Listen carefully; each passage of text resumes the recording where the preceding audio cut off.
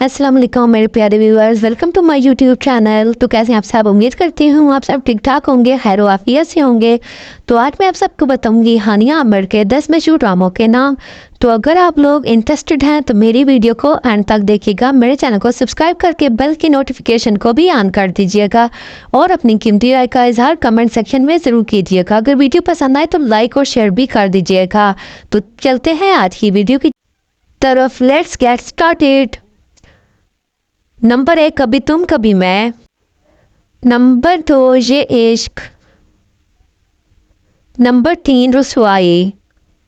Number 4, दिलरुबा। Number 5, तितली। Number 6, मेरे Humsafar. Number 7, प्यार कहानी। नंबर 8, अना। नंबर 9, सब है स्याह जहां। नंबर 10, मुझे प्यार हुआ था। तो उम्मीद करती हूँ आप सबको आज की ये वीडियो पसंद आई होगी। अगर वीडियो पसंद आए तो मेरे चैनल को सब्सक्राइब कर दें और इस वीडियो को शेयर भी कर दें और प्यारा सा कमेंट कर दें। Thanks for watching. अल्लाह हाफिज़।